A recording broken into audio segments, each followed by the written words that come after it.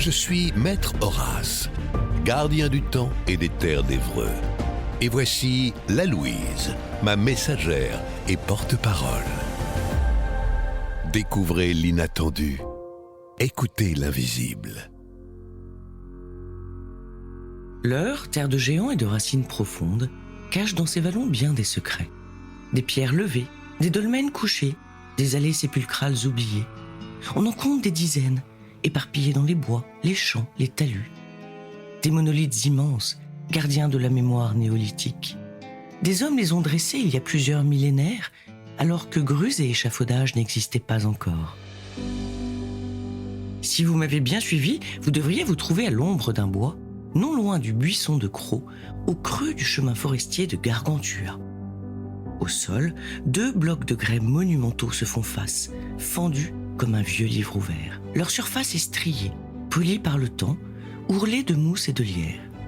La nature y a repris ses droits et presque dissimulé ce monstre de pierre jonchant le sol. On dirait que la forêt, patiente, recoue lentement les plaies du rocher avec son fil de liseron. Ces vestiges millénaires, peut-être funéraires, ont aussi nourri la légende. Autrefois, ce sentier prolongeait la grande forêt des Carnutes, cœur battant du monde gaulois.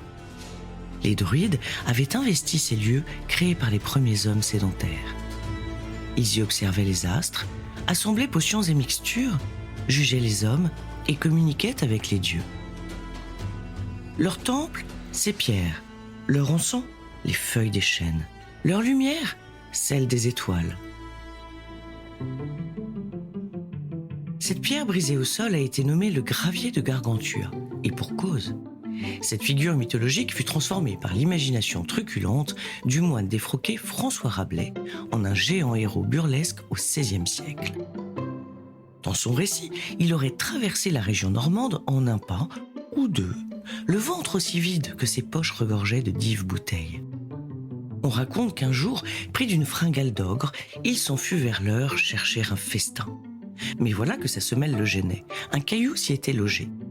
Ôtant sa botte et la secouant, une pierre tomba ici, formant ce gravier monumental. Et comme souvent dans les forêts normandes, tout un peuple invisible, minuscule et merveilleux, se réveille la nuit. Des elfes aux oreilles pointues et effilées y dansent des rondes joyeuses.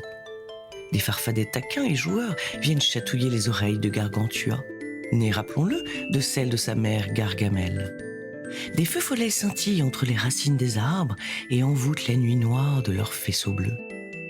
Des fées mutines tressent des couronnes de mousse aux corbeaux et livrent à leur hôte des mets enchanteurs.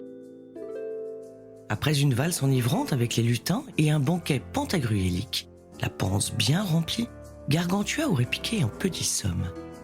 Il aurait même peut-être rompu la pierre sous son poids de colosse. Tel un petit pousset, version XXL, ayant semé ici ou là quelques cailloux titanesques, il a empreint son passage de rocs énigmatiques. Même moi, la Louise, ne peux en percer les arcanes profonds. Ainsi va l'heure. Quand le vent souffle entre les 2 blocs, il chante encore un air mystérieux. Certains disent que c'est le murmure des druides. D'autres y entendent le ronflement de Gargantua, bercé par le chant des trolls et la voix mélodieuse des fées. Et vous, qu'entendez-vous ? Te voici, ma fidèle cloche. Il est temps pour toi de sonner le quart d'heure.